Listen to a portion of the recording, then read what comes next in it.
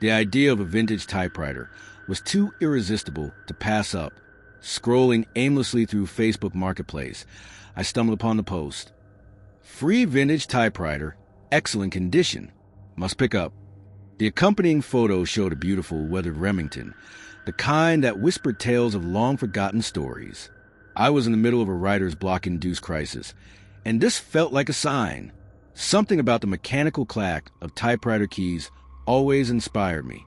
I messaged the seller, someone named Ben, and within minutes, he responded. It belonged to my grandfather.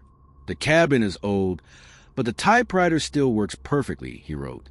The address he gave was deep in the Appalachian woods, which gave me pause.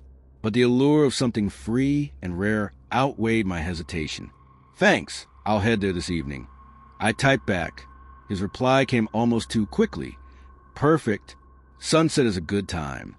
That phrasing lingered in my mind as I packed my bag. Sunset felt like an odd suggestion, but I dismissed it. I pulled onto the dirt road just as the last light of the day bled out behind the mountains. The trees loomed like shadowy sentinels, their branches tangling above me in a canopy that blocked most of the remaining light. My GPS struggled, insisting the cabin should be around the next bend, but there was no sign of it. Finally, I spotted a mailbox leaning precariously to one side, barely visible in the dim light. Beside it, a narrow gravel path disappeared into the forest. This must be it, I muttered, turning down the path. The cabin emerged like something out of a Gothic painting. Small, decrepit, and cloaked in an aura of abandonment. Its windows were dark, reflecting nothing but the dense trees around it. A single porch light flickered weakly, as though undecided about staying on. My footsteps crunched loudly on the gravel as I approached the door. The silence around me felt unnatural, oppressive. No birds, no insects, nothing. It was a kind of silence that makes your ears strain, searching for even the faintest sound.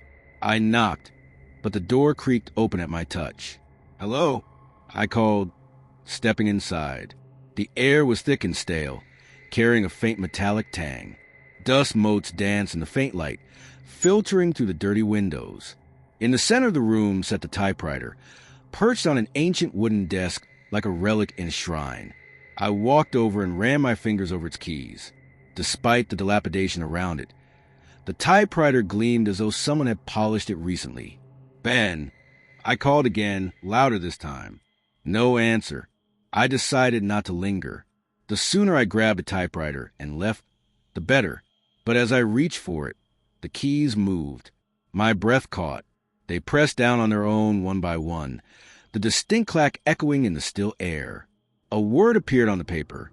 Leave. I stumbled back, my heart hammering. What the... The typewriter continued, faster now. Now. He's behind you. Ice crawled up my spine. Slowly, against every instinct screaming at me to bolt, I turned around. There was no one there.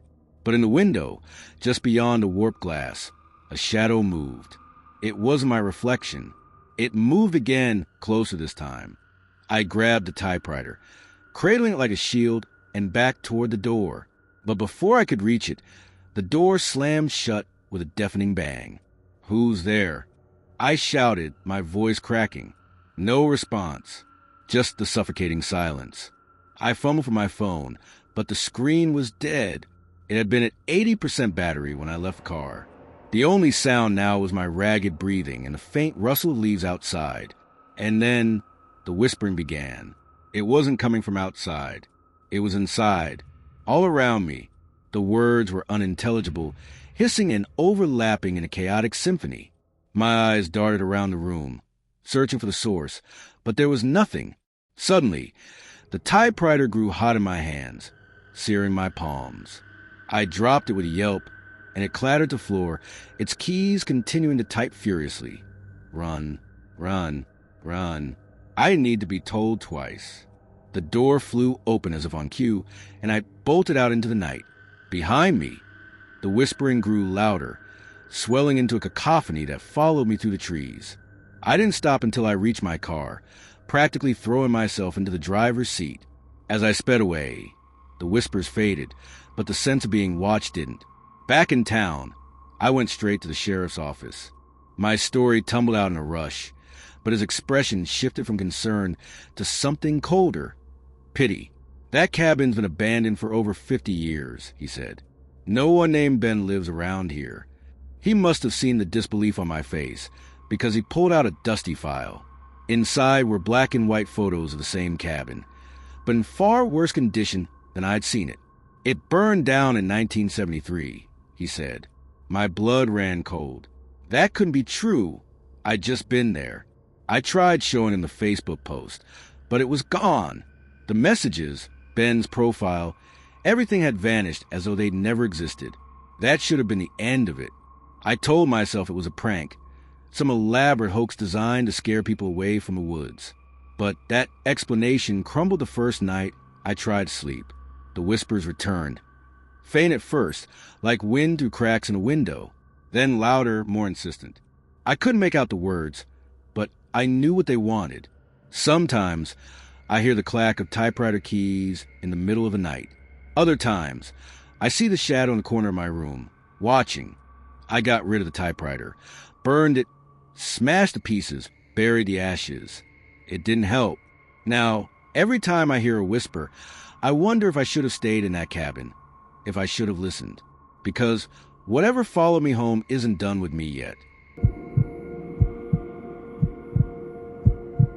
I never thought I'd be the type to get lost.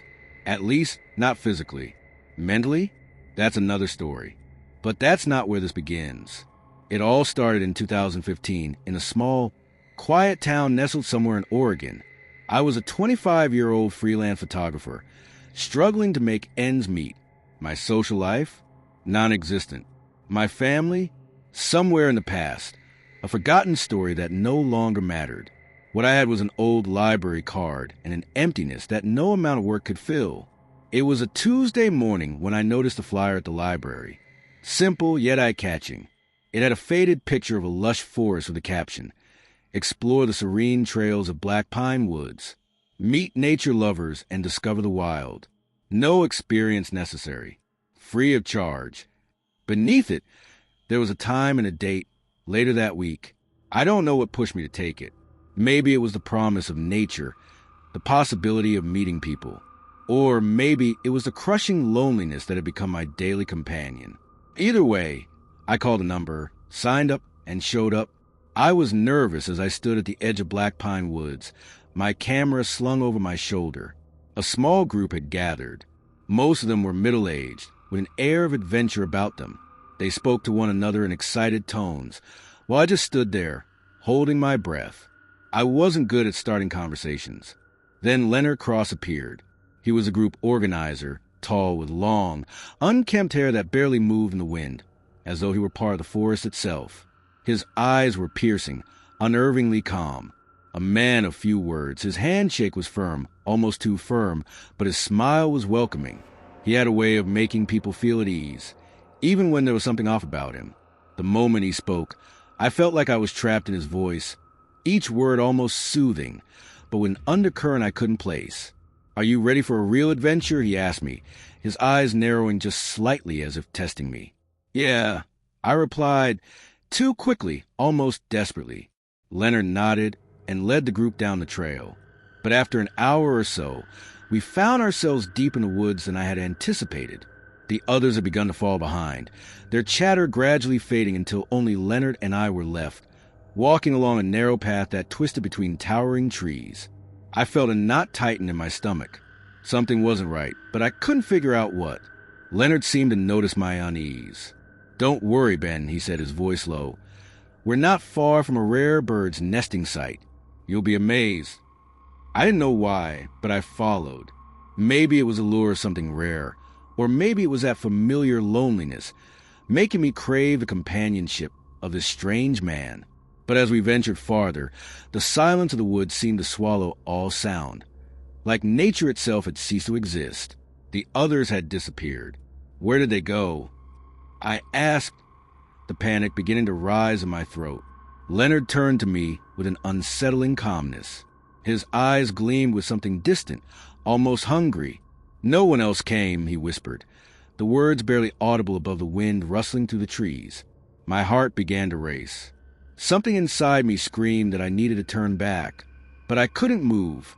My legs were frozen to the ground, and I was too afraid to even look around, afraid of what I might see. But when I finally did glance behind me, I saw nothing but dense woods stretching into the horizon.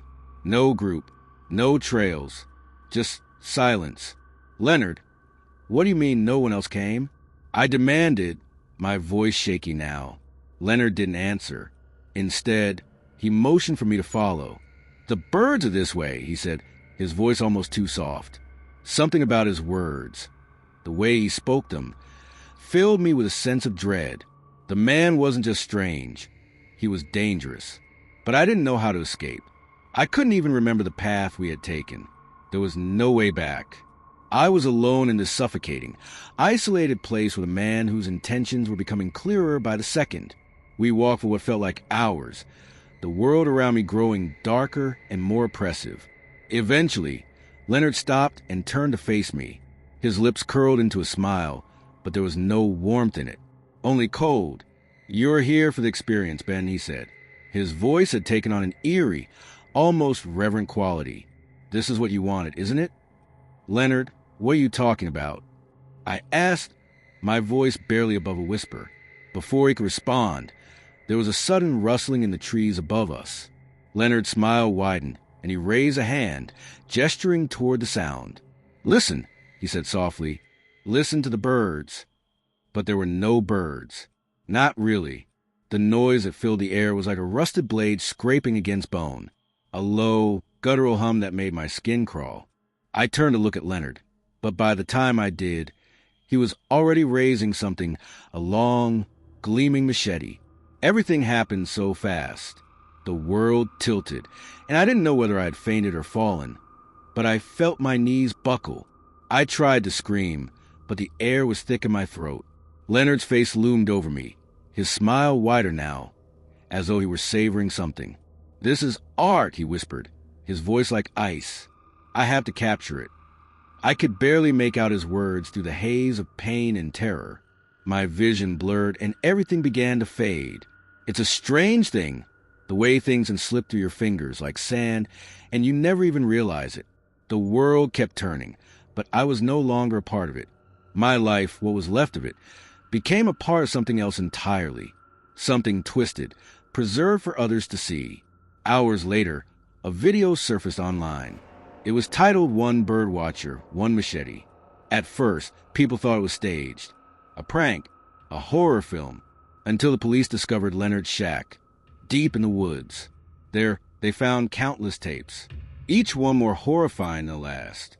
Videos of people who had disappeared, their faces frozen in terror, their final moments captured with chilling precision. The tapes, the trophies, the journals, each page filled with Leonard's rambling thoughts about his art, about the purity of the hunt. They never found Leonard. He disappeared into the woods, as if the trees themselves had swallowed him whole. The case remains unsolved. But sometimes, late at night, I hear the whispers of the trees. I hear them calling my name, beckoning me to come closer, to be part of the art.